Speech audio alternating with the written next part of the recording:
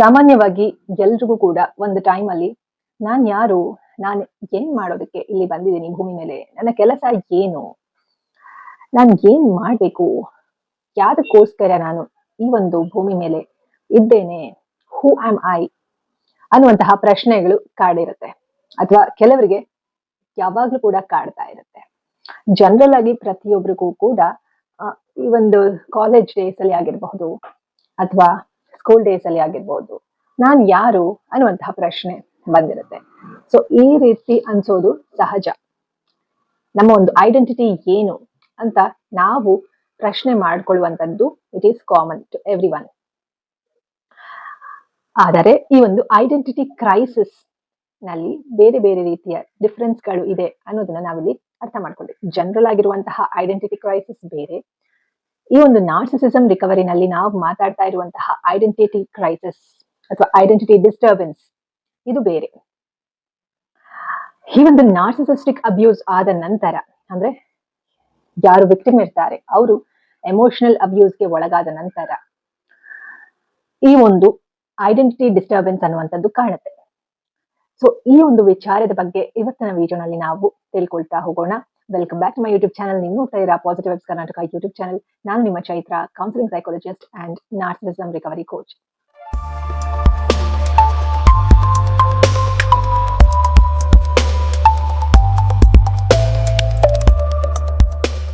ಸ್ನೇಹಿತರೆ, ಈಗ ಆಲ್ರೆಡಿ ನಾವು ಈ ಒಂದು ನಾರ್ಸಿಸಿಸಂ ರಿಕವರಿ ಸೀರೀಸ್ ನಲ್ಲಿ ನಾರ್ಸಿಸಿಸಂ ಅಂದ್ರೆ ಏನು, ನಾರ್ಸಿಸಿಸ್ಟಿಕ್ ಪರ್ಸನಾಲಿಟಿ ಅಂದ್ರೆ ಏನು, ಎಂಪಥೆಟಿಕ್ ಪರ್ಸನಾಲಿಟಿ ಅಂದ್ರೆ ಏನು ಅನ್ನುವಂತಹ ವಿಚಾರಗಳನ್ನ ತಿಳಿಸ್ಕೊಟ್ಟಿದ್ದೀನಿ ನನ್ನ ಕೆಲವೊಂದು ವಿಡಿಯೋಗಳಲ್ಲಿ. ಜೊತೆಗೆ ಈ ಒಂದು ಟಾಕ್ಸಿಕ್ ರಿಲೇಶನ್ಶಿಪ್ ಗಳ ಬಗ್ಗೆ ಆಗಿರಬಹುದು, ಈ ರೀತಿ ವಿಡಿಯೋಸ್ಗಳು ನನ್ನ ಚಾನಲ್ ನಲ್ಲಿ ಇರುತ್ತೆ.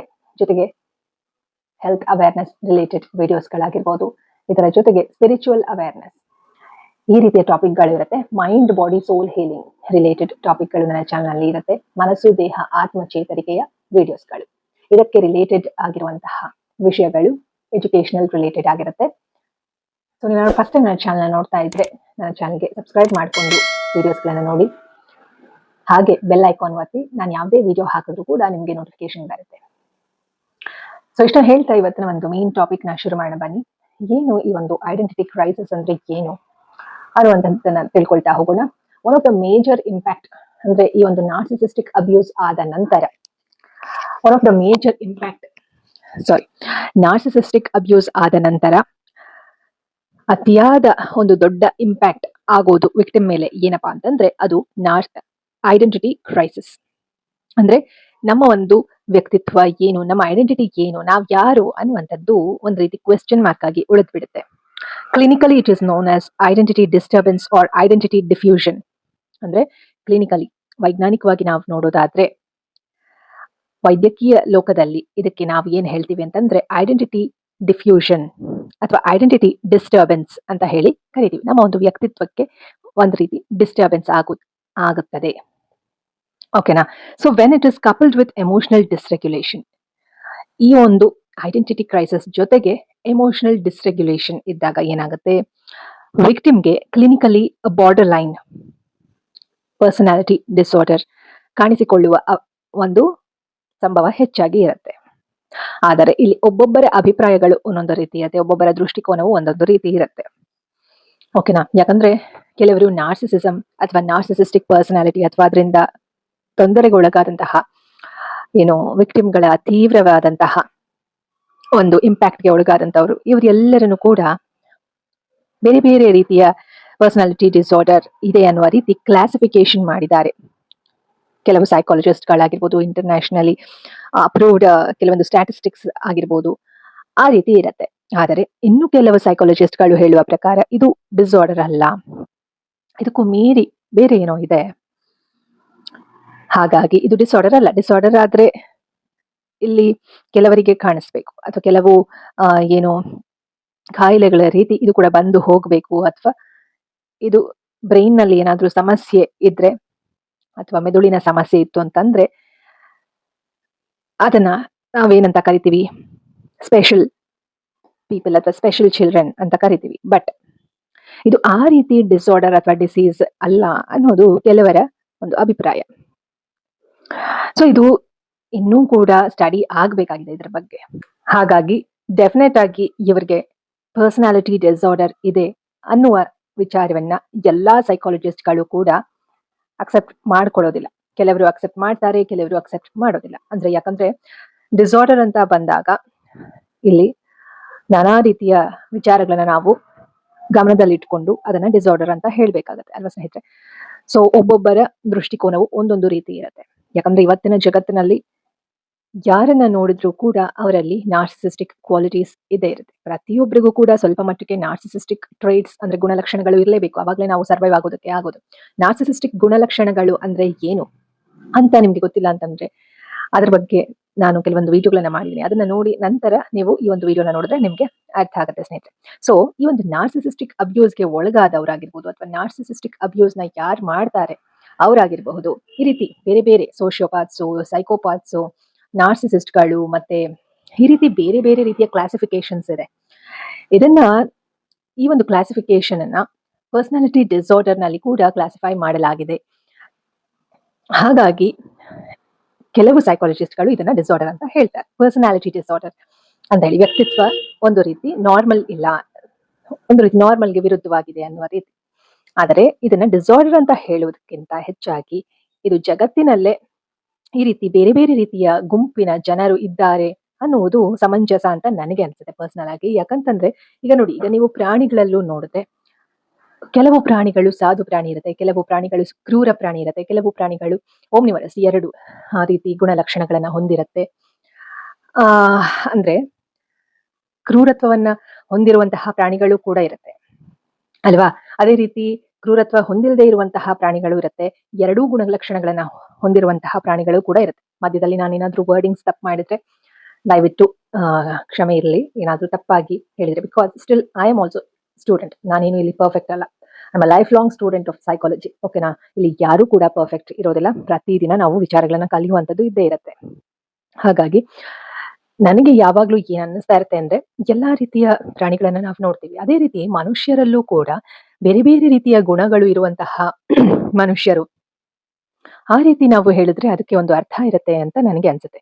ಆದ್ರೆ ಇಲ್ಲಿ ನಮ್ಮ ಸಮಾಜದಲ್ಲಿ ಬೇರೆ ಬೇರೆ ರೀತಿಯ ಕ್ಲಾಸಿಫಿಕೇಶನ್ಸ್ಗಳಿದೆ. ಸೋಷಿಯಲ್ ಪ್ರಾಬ್ಲಮ್ಸ್ಗಳು, ರಿಲಿಜಿಯನ್, ಕಾಸ್ಟಿಸಮ್ ಇದೆಲ್ಲವೂ ಕೂಡ ಇರೋದ್ರಿಂದ ನಾನು ಆ ರೀತಿ ಕ್ಲಾಸಿಫಿಕೇಶನ್ ಬಗ್ಗೆ ಮಾತಾಡೋದಕ್ಕೆ ಇಷ್ಟಪಡೋದಿಲ್ಲ ಸ್ನೇಹಿತರೆ. ನಾನಿಲ್ಲಿ ಹೇಳ್ತಾ ಇರೋದು ಎಲ್ಲಾ ರೀತಿ ಗುಣಗಳು ಹೊಂದಿರುವಂತಹ ಜನರು ಇದ್ದಾರೆ ನಮ್ಮ ಜಗತ್ತಲ್ಲಿ ಅನ್ನುವಂಥದ್ದನ್ನ ಹೇಳೋದಕ್ಕೆ ಇಷ್ಟಪಡ್ತೀನಿ. ಯಾಕಂದ್ರೆ ಇದನ್ನ ಪರ್ಸನಾಲಿಟಿ ಡಿಸಾರ್ಡರ್ ಅಂತಾನೆ ನಾವು ತಗೊಂಡ್ರೆ ಪ್ರತಿ ದೇಶದಲ್ಲೂ ಪ್ರತಿ ಕಂಟ್ರಿನಲ್ಲೂ ಕೂಡ ನಾವು ಈ ತರ ಜನನ ನೋಡ್ತೀವಿ ಅಲ್ವಾ. ಹಾಗಾಗಿ ಪ್ರಾಣಿಗಳು ಕೂಡ ಅಷ್ಟೇ, ಬೇರೆ ಬೇರೆ ರೀತಿಯ ಪ್ರಾಣಿಗಳನ್ನ ಪ್ರತಿ ಒಂದು ಜಗತ್ತಿನ ಮೂಲೆ ಮೂಲೆನಲ್ಲೂ ಕೂಡ ನೋಡ್ತೀವಿ. ಹಾಗಾಗಿ ಮನುಷ್ಯನು ಕೂಡ ಒಂದು ರೀತಿಯ ಪ್ರಾಣಿ ಅಲ್ವಾ, ಸೋಷಿಯಲ್ ಆನಿಮಲ್ ಅಂತ ನಾವು ಓದಿದೀವಿ. ಸೊ ಹಾಗಾಗಿ ಇದು ಒಬ್ಬೊಬ್ಬರ ಅಭಿಪ್ರಾಯ ಒಂದೊಂದು ರೀತಿ. ಸೊ ಈ ರೀತಿ ಇದನ್ನ ಬಾರ್ಡರ್ ಲೈನ್ ಪರ್ಸನಾಲಿಟಿ ಆರ್ಗನೈಸೇಷನ್ ನಲ್ಲಿ ಕ್ಲಾಸಿಫೈ ಮಾಡಲಾಗಿದೆ. ಇದನ್ನ ಯಾವ್ದನ್ನ ಐಡೆಂಟಿಟಿ ಕ್ರೈಸಿಸ್ ಅಥವಾ ಐಡೆಂಟಿಟಿ ಡಿಫ್ಯೂಷನ್ ನ. ಆದ್ರೆ ನಾವು ಅದನ್ನೇ ಫೋಕಸ್ ಮಾಡೋದು ಬೇಡ ಸ್ನೇಹಿತರೆ. ವಿಚಾರಗಳನ್ನ ತಿಳ್ಕೊಳ್ತಾ ಹೋಗೋಣ. ನಮ್ಗೆ ಇಲ್ಲಿ ಮುಖ್ಯವಾಗಿ ಡಿಫ್ರೆನ್ಸ್ ಗೊತ್ತಿರಬೇಕು. ಏನು ಜನರಲ್ ಆಗಿ ಐಡೆಂಟಿಟಿ ಕ್ರೈಸಿಸ್ ಆಗೋದಕ್ಕೂ ಇಲ್ಲಿ ನಾರ್ಸಿಸಿಸ್ಟಿಕ್ ಅಬ್ಯೂಸ್ ಆದ ನಂತರ ಆಗುವಂತಹ ಐಡೆಂಟಿಟಿ ಕ್ರೈಸಿಸ್ಗೂ ಡಿಫ್ರೆನ್ಸ್ ಗೊತ್ತಿದ್ರೆ ನಮ್ಗೆ ಎಷ್ಟೋ ವಿಚಾರಗಳನ್ನ ತಿಳ್ಕೊಂಡಂಗಾಗತ್ತೆ. ನಾರ್ಮಲ್ ಆಗಿ ಇವಾಗ ಕಾಲೇಜ್ ಡೇಸ್ ಅಲ್ಲಿ ಆಗಿರ್ಬೋದು, ನಾನು ಏನ್ ಮಾಡ್ಬೇಕು, 10th ಪಾಸ್ ಆದ್ಮೇಲೆ ಏನ್ ಮಾಡ್ಬೇಕು, ನಾನು ಏನ್ ಆಗ್ಬೇಕು, ಕೆಲವರಿಗೆ ನಾನು ಅದ್ ಮಾಡ್ಬೇಕು ಇದ್ ಮಾಡ್ಬೇಕು ಅಂತ ಸಾಕಷ್ಟು ರೀತಿಯ ಆಸೆಗಳಿರುತ್ತೆ. ನಾನು ಅದೂ ಆಗ್ಬೇಕು, ನಾನು ಡಾಕ್ಟರ್ ಆಗ್ಬೇಕು, ನಾನು ಇಂಜಿನಿಯರ್ ಆಗ್ಬೇಕು, ನಾನು ಅಥವಾ ಪೇಂಟರ್ ಆಗ್ಬೇಕು, ನಾನು ಆರ್ಟಿಸ್ಟು ಆಗ್ಬೇಕು, ಹೀಗೆ ಈ ರೀತಿ ಕೆಲವರಿಗೆ ಕೆಲವೊಂದು ಆಸೆಗಳಿರುತ್ತೆ. ನಾನು ಆಫೀಸರ್ ಆಗ್ಬೇಕು, ಅಥವಾ ನಾನು ಏನು ಹೌಸ್ ವೈಫ್ ಆಗ್ಬೇಕು, ಅಥವಾ ಈ ರೀತಿ ಮನೆಯನ್ನ ನೋಡ್ಕೊಳ್ಬೇಕು ಚೆನ್ನಾಗಿ ಅಂತ ಕೆಲವು ಮಕ್ಕಳಿಗೆ ಆಸೆ ಇರುತ್ತೆ. ಕೆಲವರಿಗೆ ಏನೋ ಒಂದು ಆಫೀಸರ್ ಆಗ್ಬೇಕು ಅಂತ ಇರುತ್ತೆ, ಕೆಲವರಿಗೆ ಡಾಕ್ಟರ್ ಆಗ್ಬೇಕು ಅಂತ ಇರುತ್ತೆ, ಕೆಲವರಿಗೆ ಇಂಜಿನಿಯರ್ ಆಗ್ಬೇಕಂತ ಇರುತ್ತೆ. ಇನ್ನು ಕೆಲವರಿಗೆ ನಾನು ಎಲ್ಲವೂ ಟ್ಯಾಲೆಂಟ್ ಇದೆ, ನನ್ಗೆ ಎಲ್ಲವೂ ಆಗೋದಕ್ಕೆ ಇಷ್ಟ ಅಂತ ಇರುತ್ತೆ. ಈ ರೀತಿ ಏನ್ ಆಗ್ಬೇಕಪ್ಪ ಅನ್ನೋದೇ ಒಂದು ದೊಡ್ಡ ಕ್ವೆಶ್ಚನ್ ಮಾರ್ಕ್ ಆಗ್ಬಿಟ್ಟಿರುತ್ತೆ. ಸೊ ಈ ರೀತಿ ಆದಾಗ ಏನಾಗುತ್ತೆ, ಐಡೆಂಟಿಟಿ ಕ್ರೈಸಿಸ್ ಅನ್ನೋದು ಜನರಲ್ ಆಗಿ ಬರುವಂತಹ ವಿಚಾರ. ಏನು ಒಂದು ಸ್ಟೇಜ್ ನಲ್ಲಿ ಲೈಫಲ್ಲಿ ಎಲ್ರಿಗೂ ಕೂಡ, ಆದ್ರೆ ಯಾವ್ದಾದ್ರು ಸ್ಟೇಜ್ ಅಲ್ಲೂ ಬರ್ಬೋದು. ಇದು ಕಾಲೇಜ್ ಡೇಸ್ ಅಂತಾನೆ ಅಲ್ಲ, ಲೈಫ್ ನಲ್ಲಿ ಯಾವುದೇ ಸ್ಟೇಜ್ ನಲ್ಲಿ ಕೂಡ ಈ ರೀತಿ ಅನ್ನಿಸ್ಬೋದು. ನಾನು ಏನ್ ಮಾಡ್ಬೇಕು ಇನ್ನು, ಈ ರೀತಿ ಅನ್ನಿಸ್ಬೋದು. ಆದರೆ ವಿಕ್ಟಿಮ್ಸ್ ಗಳ ಕಂಡೀಷನ್ ಆಫ್ಟರ್ ನಾರ್ಸಿಸಿಸ್ಟಿಕ್ ಅಬ್ಯೂಸ್ ಅಂದ್ರೆ ಪೋಸ್ಟ್ ನಾರ್ಸಿಸಿಸ್ಟಿಕ್ ಅಬ್ಯೂಸ್ ಅಂದ್ರೆ ಎಮೋಷನಲಿ ಅಬ್ಯೂಸ್ ಆದ ನಂತರ ನಾರ್ಸಿಸಿಸ್ಟ್ಗಳು ಎಂಪತ್ಗಳಿಗೆ ಅಥವಾ ತೀವ್ರವಾದಂತಹ ಸೆನ್ಸಿಟಿವಿಟಿ ಹೊಂದಿರುವಂತಹ ಸೋಲ್ಗಳಿಗೆ ಯಾವಾಗ ಎಮೋಷನಲಿ ಅಬ್ಯೂಸ್ ಮಾಡ್ತಾರೆ, ಅದಾದ ನಂತರ ವಿಕ್ಟಿಮ್ಸ್ ನಲ್ಲಿ ಕಾಣುವಂತಹ ಐಡೆಂಟಿಟಿ ಕ್ರೈಸಿಸ್ ಇದೆ ಅಲ್ವಾ, ಸೊ ಅದು ಈ ಒಂದು ಜನರಲ್ ಐಡೆಂಟಿಟಿ ಕ್ರೈಸಿಸ್ಗಿಂತ ವಿಭಿನ್ನ ಅಂತ ಹೇಳ್ಬೋದು. ಇದರ ಜೊತೆಗೆ ಈವನ್ ನಾರ್ಸಿಸಿಸ್ಟ್ಗಳು ಕೂಡ ಈ ಒಂದು ಐಡೆಂಟಿಟಿ ಕ್ರೈಸಿಸ್ ನ ಅನುಭವಿಸ್ತಾರೆ. Because they were also victim of narcissistic abuse in their early childhood ಅಲ್ವಾ. ಸೊ ನಿಮ್ಗೆ ಪ್ರತಿಯೊಂದು ವಿಡಿಯೋಲು ನಾನು ಹೇಳ್ತಾ ಇರ್ತೇನೆ, ಇದು ಒಂದು ರೀತಿ ಕೊರೋನಾ ಇದ್ದ ಹಾಗೆ, ಒಬ್ಬರಿಂದ ಒಬ್ಬರಿಗೆ ಹರಡುವಂತಹ ಒಂದು ಕಾಯಿಲೆ ಇದ್ದ ಹಾಗೆ ಅಂತ ಹೇಳ್ತೀನಿ. ಅದು ಕಾಯಿಲೆ ಅಲ್ಲ, ಬಟ್ ಕಾಯಿಲೆ ಇದ್ದ ಹಾಗೆ ಅಂತ ಹೇಳಿದ್ದೀನಿ ನಿಮ್ಗೆ. ಹಾಗಾಗಿ we are not talking about identity crisis in general. I'm sorry. Because the very concept of identity is not entirely well defined. ಇದನ್ನ ನಾವಿಲ್ಲಿ ಅರ್ಥ ಮಾಡ್ಕೊಳ್ಬೇಕಂದ್ರೆ ಈ ಒಂದು ಐಡೆಂಟಿಟಿ ಅನ್ನುವ ಕಾನ್ಸೆಪ್ಟ್ ಇನ್ನೂ ನೀಟಾಗಿ ಡಿಫೈನ್ ಆಗಿಲ್ಲ ಅಲ್ವಾ. ಹಾಗಾಗಿ no question of identity at all. ಈ ಒಂದು ಸಬ್ಜೆಕ್ಟಿವ್, ಇಂಟ್ರಿನ್ಸಿಕಲಿ ಸಬ್ಜೆಕ್ಟಿವ್ ಆಗಿ ಇದನ್ನ ನಾವು ಕ್ವೆಶ್ಚನ್ ಮಾಡೋದಕ್ಕೆ ಸಾಧ್ಯ ಆಗೋದಿಲ್ಲ. ಯಾವ್ದನ್ನ ಐಡೆಂಟಿಟಿ ಅನ್ನುವಂತಹ ವಿಚಾರದ ಬಗ್ಗೆ ನಾವು ಹೀಗೇನೆ ಅಂತ ಹೇಳೋದಕ್ಕೆ ಸಾಧ್ಯ ಇಲ್ಲ. ಯಾಕಂದ್ರೆ ಐಡೆಂಟಿಟಿ ಅನ್ನುವಂತಹ ಪದವೇ ಇನ್ನೂ ಸರಿಯಾಗಿ ಡಿಫೈನ್ ಆಗಿಲ್ಲ. ಯಾಕಂದ್ರೆ ನಾವು ಸಣ್ಣವರಿರುವಾಗ ಒಂದು ರೀತಿ ಇರ್ತೀವಿ, ಬೆಳೀತಾ ಬೆಳೀತಾ ಬೆಳೀತಾ ಬದಲಾಗ್ತಾ ಹೋಗ್ತೀವಿ. ಹಾಗಾಗಿ ನಮ್ಮ ಒಂದು ಐಡೆಂಟಿಟಿ ಚೇಂಜ್ ಆಗುತ್ತೆ. ಆಯಾ ಸಿಚುವೇಶನ್ಸ್ಗೆ ತಕ್ಕನ ಹಾಗೆ ಚೇಂಜ್ ಆಗ್ತಾ ಹೋಗುತ್ತೆ, ಶೇಪ್ ತಗೊಳುತ್ತೆ, ಫಾರ್ಮ್ಸ್ ಡಿಫ್ರೆಂಟ್ ಶೇಪ್ ತಗೊಳುತ್ತೆ, ಡಿಫ್ರೆಂಟ್ ಫಾರ್ಮ್ಸ್ ತಗೊಳುತ್ತೆ. ಹಾಗಾಗಿ ನಾವು ಪರ್ಟಿಕ್ಯುಲರ್ ಆಗಿ ಒಂದು ಐಡೆಂಟಿಟಿ ಬಗ್ಗೆ ನಾವು ಸಬ್ಜೆಕ್ಟಿವ್ ಆಗಿ ಮಾತಾಡೋದಕ್ಕೆ ಸಾಧ್ಯ ಆಗೋದಿಲ್ಲ. There is also no question that it depends crucially on a continuous sense of self. ಅಂದ್ರೆ there is no question that it depends on crucially on continuous self ಮೇಲೆನೆ ಐಡೆಂಟಿಟಿ ಡಿಪೆಂಡ್ ಆಗುತ್ತೆ ಅಂತ ನಾವು ಹೇಳೋದಕ್ಕಾಗೋದಿಲ್ಲ. ಯಾಕಂದ್ರೆ ಡಿಫ್ರೆಂಟ್ ಆಗ್ತೀವಿ ನಾವು, ಒಂದೇ ರೀತಿ ಇರೋದಿಲ್ಲ ಅಲ್ವಾ. ಹಾಗಾಗಿ ಆದ್ರೂ ಕೂಡ and on cumulative memories on a lived experience, ಅಂದ್ರೆ ನಾವು ಬದುಕಿರುವಂತಹ ಅಷ್ಟೂ ದಿನಗಳಲ್ಲಿ, ಇಷ್ಟು ವರ್ಷ ಬದುಕಿದೀವಿ, ಈಗಲೂ ಬದುಕಿದೀವಿ ಅಲ್ವಾ. ಸೊ ಇಷ್ಟು ವರ್ಷಗಳು ನಮ್ಮ ಒಂದು ಮೆಮೊರೀಸ್ ಏನಿದೆ, ನಮ್ಮ ಒಂದು ಥಾಟ್ಸ್ ಏನಿದೆ, ಯಾವ ರೀತಿ ನಾವು ನೆನಪಿಸ್ಕೊಂಡು ನಾವು ಏನು ಘಟನೆಗಳು ಆಗಿತ್ತು ನಮ್ಮ ಲೈಫಲ್ಲಿ ಅದನ್ನ ನೆನಪಿಸ್ಕೊಂಡು ನಾವು ಇರ್ತೀವಲ್ವಾ, ಅದು ಕ್ಯುಮುಲೇಟಿವ್. ಒಂದೇ ರೀತಿ ನಮ್ಗೆ ನಾನು ಈ ರೀತಿ ಮಾಡಿದೆ, ನಾನು ಹಾಗಿದ್ದೆ, ನನ್ನ ಒಂದು ಒಪಿನಿಯನ್ ಈ ರೀತಿ ಇತ್ತು ಅಂತ ನಿಮ್ಮ ಒಂದು ಕೋರ್ ಸೆಲ್ಫ್ ಇರುತ್ತೆ ಅಲ್ವಾ.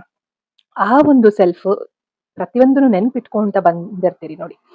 ಆಗ ಏನಾಗುತ್ತೆ, ನಿಮ್ಮ ಒಂದು ಕೋರ್ ಡೆವಲಪ್ ಆಗುತ್ತೆ. ಸೊ ಎಸ್, ಇದು ನಾನು ಅನ್ನುವಂಥದ್ದು ಡೆವಲಪ್ ಆಗುತ್ತೆ. ಯಾವಾಗ ಆ ಒಂದು ಮೆಮೊರೀಸ್ಗೆ ಡಿಸ್ಟರ್ಬ್ ಆಗುತ್ತೆ, ನೀವು ಅಂದ್ಕೊಂಡಿರುವಂತಹ ನಂಬಿಕೆಗಳು ಸುಳ್ಳಾಗುತ್ತೆ, ನೀವು ಅಂದುಕೊಂಡಿರುವಂತಹ ವಿಚಾರಗಳೆಲ್ಲವನ್ನೂ ಕೂಡ ವಿರುದ್ಧವಾಗಿ ನೋಡುವ ರೀತಿ ಆಗುತ್ತೆ. ಆಗ ಏನಾಗುತ್ತೆ, ನಿಮ್ಮ ಒಂದು ಐಡೆಂಟಿಟಿಗೆ ಡಿಸ್ಟರ್ಬ್ ಆಗುತ್ತೆ. ಅಂತಹ ಟೈಮಲ್ಲಿ ಏನಾಗುತ್ತೆ, ನಾನು ಅನ್ಕೊಂಡಿದ್ದು ಸುಳ್ಳ, ಹಾಗಾದ್ರೆ ನಿಮ್ಮ ಒಂದು ಬಿಲೀಫ್ ಸಿಸ್ಟಮ್ಗೆ ಎಫೆಕ್ಟ್ ಆಗುತ್ತೆ. ಓಕೆನಾ ಸ್ನೇಹಿತರೆ, without these elements identity is disturbed or diffused. ಆದ್ರೆ ಈ ಒಂದು ಮೆಮೊರೀಸ್ನೇ ಇಲ್ಲ ಸರಿಯಾಗಿ, ಯಾವ ಟೈಮಲ್ಲಿ ಏನ್ ಮಾಡಿದ್ದೆ ನಾನು ಅನ್ನುವಂತಹ ಮೆಮೊರೀಸ್ ಇಲ್ಲ, ಜೊತೆಗೆ ಕನೆಕ್ಷನ್ಸ್ ಇಲ್ಲ ಅಂತ ಅಂದಾಗ ಈ ಒಂದು ಐಡೆಂಟಿಟಿ ಏನು ಕೋರ್ ಇರುತ್ತಲ್ವ, ನಮ್ಮ ಒಂದು ಕೋರ್ ವ್ಯಾಲ್ಯೂಸ್ ಏನಿರುತ್ತಲ್ವ ಅದಕ್ಕೆ ಡಿಸ್ಟರ್ಬ್ ಆಗುತ್ತೆ. ಓಕೆನಾ. Identity diffusion is a diagnostic criteria in borderline personality disorder. For example, ಅಂದ್ರೆ ಈ ಒಂದು ನಾನು ಆಗ್ಲೇ ಹೇಳಿದಾಗೆ ಕೆಲವರು ಇದನ್ನ ಏನಂತಾರೆ, ಬಾರ್ಡರ್ಲೈನ್ ಪರ್ಸನಾಲಿಟಿ ಡಿಸಾರ್ಡರ್ ಅಂತ ಹೇಳ್ತಾರೆ ಐಡೆಂಟಿಟಿ ಕ್ರೈಸಿಸ್ ಆದಾಗ. But as I said, memories, beliefs, values ಮತ್ತೆ identity is a reactive to external circumstances.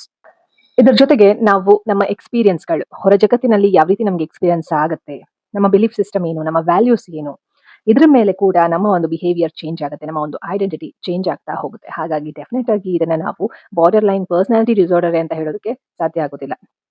Identity is reactive to external circumstances. ಬೇರೆ ಬೇರೆ ಸರ್ಕಮ್ಸ್ಟಾನ್ಸ್ ಅಲ್ಲಿ ಬೇರೆ ಬೇರೆ ರೀತಿ ಸ್ವಲ್ಪ ಬದಲಾವಣೆ ಆಗೇ ಆಗತ್ತಲ್ವಾ. ಆದರೂ ಕೂಡ however there is always a core and a core is largely unchangeable. ಒಂದು ಕೋರ್ ಅನ್ನೋದಿರುತ್ತೆ, ಅಂದ್ರೆ ನಿಮ್ಮದೇ ತನ ಅನ್ನೋದು ಇರುತ್ತೆ ಒಂದು, ಅದು ಯಾವತ್ತೂ ಕೂಡ ಬದಲಾವಣೆ ಆಗೋದಿಲ್ಲ ಅಲ್ವಾ. This core provides the sense of continuity, this is me ಅಂತ. ಅಂದ್ರೆ ಈ ಒಂದು ಕೋರ್ ಏನಿರುತ್ತೆ ಅಲ್ವಾ, ಇದು ಏನ್ ನಮಗೆ ಪ್ರೊವೈಡ್ ಮಾಡುತ್ತೆ, ಕಂಟಿನ್ಯೂಸ್ ಸೆನ್ಸ್ ಆಫ್ ಐಡೆಂಟಿಟಿ. ಅಂದ್ರೆ ಹೌದು ಇದು ನಾನು, ಸೆನ್ಸ್ ಆಫ್ ಕಂಟಿನ್ಯೂಟಿ, ಹೌದು ನಾನು ಹೀಗೆ ಮಾಡ್ಬೇಕು, ನಾನು ಹಾಗೆ ಮಾಡ್ಬೇಕು ಅನ್ನುವಂತಹ ಕೋರ್ ಏನಿರುತ್ತಲ್ವಾ, ಅದು ನಮ್ಗೆ ಇದು ನಾನು ಅನ್ನುವಂತಹ ವಿಚಾರವನ್ನ ತಿಳಿಸ್ಕೊಡುತ್ತೆ. ಓಕೆನಾ. ಆದರೆ ಹೆಚ್ಚಾಗಿ ಈ ಒಂದು ನಾನು ಅನ್ನೋದು ಯಾರು ಅನ್ನುವಂತಹ ವಿಷಯಕ್ಕೆ ಡಿಸ್ಟರ್ಬ್ ಆಗೋದು ಯಾವಾಗ, ನಾರ್ಸಿಸಿಸ್ಟಿಕ್ ಅಬ್ಯೂಸ್ ಜಾಸ್ತಿ ಆಗ್ತಾ ಆಗ್ತಾ ಆಗ್ತಾ ಏನಾಗುತ್ತೆ, ನಾನು ಯಾರು, ನಾನೇನು ಮಾಡಬೇಕು ಲೈಫಲ್ಲಿ ಅನ್ನುವಂತಹ ವಿಷಯ ಹೆಚ್ಚಾಗಿ ಕಾಡುತ್ತೆ ಸ್ನೇಹಿತರೆ. ಸೊ ಹಾಗಾಗಿ ನಾರ್ಸಿಸಿಸ್ಟಿಕ್ ಅಬ್ಯೂಸ್ನಿಂದ ಇಷ್ಟು ಇಂಪ್ಯಾಕ್ಟ್ ಆಗುವ ಸಾಧ್ಯತೆ ಹೆಚ್ಚಾಗಿ ಇರುತ್ತೆ ಅನ್ನುವಂಥ ವಿಚಾರವನ್ನ ನಾವು ಇವತ್ತಿನ ವಿಡಿಯೋನಲ್ಲಿ ತಿಳ್ಕೊಂಡಿದ್ದೀವಿ. ಸೊ ನಿಮ್ಗೆ ಇನ್ನೂ ಕೂಡ ಕನ್ಫ್ಯೂಷನ್ಸ್ ಇತ್ತು ಅಂತಂದ್ರೆ ಮುಂಬರುವ ವಿಡಿಯೋನಲ್ಲಿ ನಾನು ಇನ್ನು ಕ್ಲಿಯರ್ ಆಗಿ ನಿಮಗೆ ತಿಳಿಸ್ಕೊಡ್ತೀನಿ. ನಾನು ಆದಷ್ಟು ತಿಳಿಸ್ಕೊಡುವಂತಹ ಪ್ರಯತ್ನವನ್ನ ಮಾಡಿದ್ದೀನಿ. ಈ ವಿಡಿಯೋನಲ್ಲಿ ಏನಾದರೂ ನಿಮ್ಗೆ ಅರ್ಥ ಆಗಿಲ್ಲ ಅಂತಂದ್ರೆ ಐ ಆಮ್ ರಿಯಲಿ ಸಾರಿ, ಮತ್ತೆ ನಾನು ತಿಳಿಸ್ಕೊಡುವಂತಹ ಪ್ರಯತ್ನವನ್ನ ಮಾಡ್ತೀನಿ. ಸೊ ಮುಂದಿನ ವಿಡಿಯೋನಲ್ಲಿ ಮತ್ತೆ ಸಿಗೋಣ ಸ್ನೇಹಿತರೆ, ಒಂದು ಒಳ್ಳೆಯ ವಿಚಾರದೊಂದಿಗೆ. ಇನ್ನು ಕೂಡ ನೀವು ಸಬ್ಸ್ಕ್ರೈಬ್ ಮಾಡ್ಕೊಂಡಿಲ್ಲ ಅಂದ್ರೆ ಚಾನಲ್ ಸಬ್ಸ್ಕ್ರೈಬ್ ಆಗೋದನ್ನ ಮರಿಬೇಡಿ. ಇಷ್ಟು ಹೇಳ್ತೇವೆ ಒಂದು ವಿಡಿಯೋ ಇಲ್ಲಿಗೆ ಮುಗಿಸೋಣ. Take care of your mind, body, soul and your heart. Be kind to your mind, body, soul and your heart. Awareness is the beginning of your healing journey. Think positive, be an optimist. Life is beautiful and make the most of it. ಎಲ್ಲರಿಗೂ ಶುಭವಾಗಲಿ. ಧನ್ಯವಾದಗಳು.